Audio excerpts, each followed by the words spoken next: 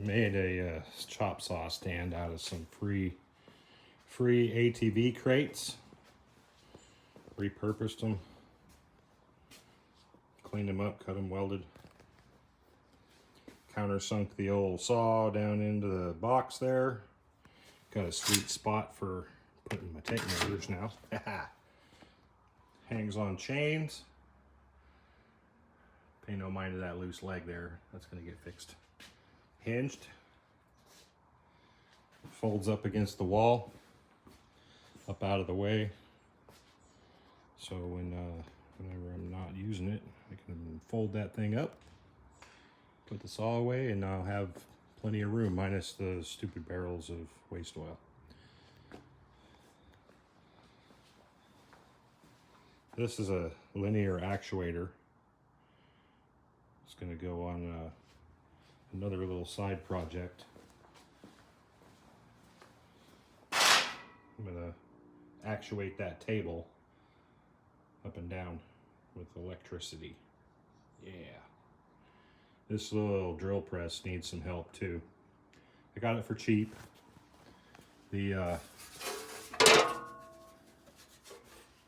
that top pulley, excuse me, that top pulley, I think the shaft might be.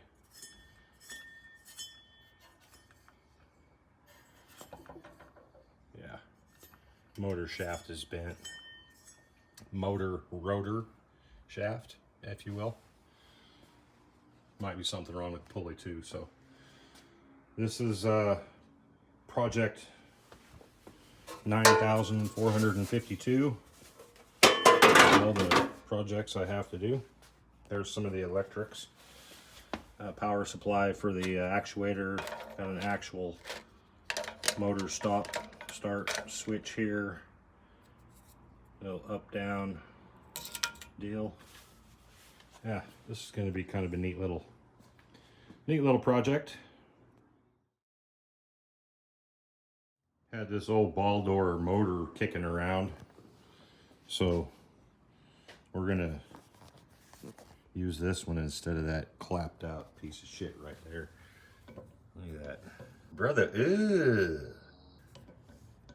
Yeah.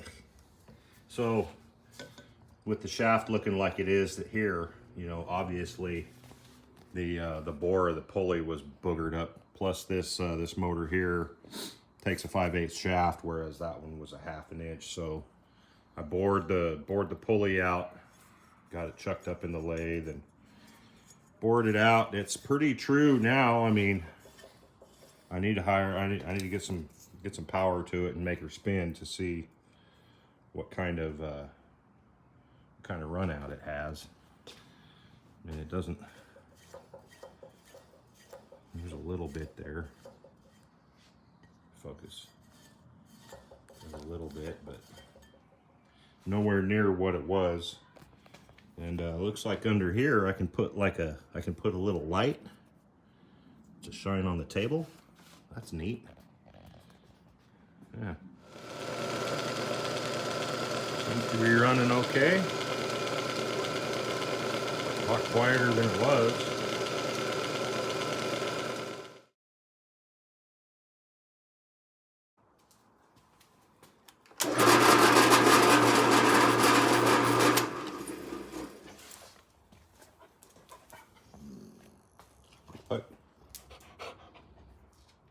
Oh, getting them stretches in. What? Oh. Wiggle. Wiggle. Bit of an update on the air compressor. So, had a problem with it not wanting to run. It would start, but as soon as you let up on the bypass switch, it would die. So we figured it out. Originally, I'd put the wrong type of temperature switch.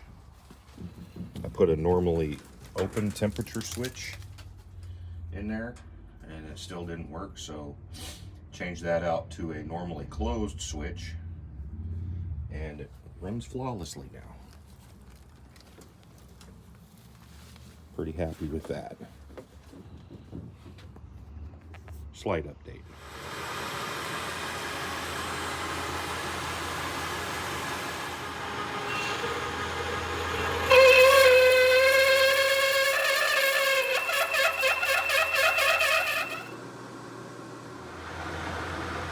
It's stacked up a whole bunch of calculated risks.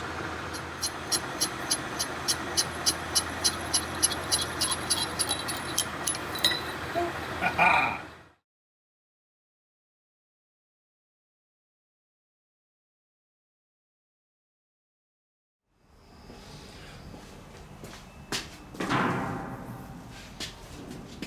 Let's test it out. Got a power supply here, 12-volt power supply, linear actuator, a couple of homemade brackets to fit the column.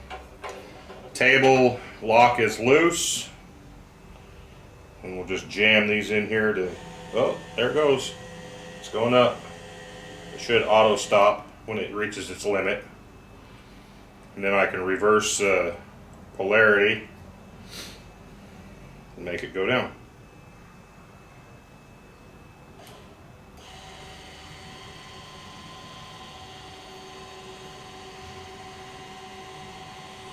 It's pretty quick.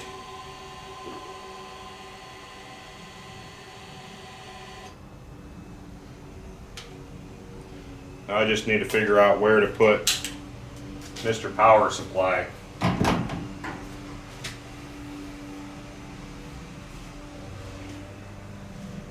I don't want him to get buried in chips, so maybe I'll take and get a piece of sheet metal, a little sheet metal base for this to bolt to, with a little umbrella over the top, right back here.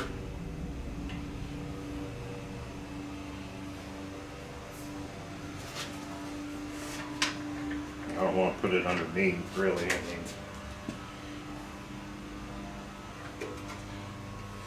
what if I just change out the table itself? Put a piece of plywood on here for putting stuff on.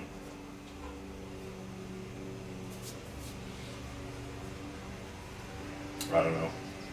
And then I could just bolt the power supply and the up-down switch to the plywood. Maybe that's what we'll do. I got a bit creative, lifting the head off of this drill press. Came right up.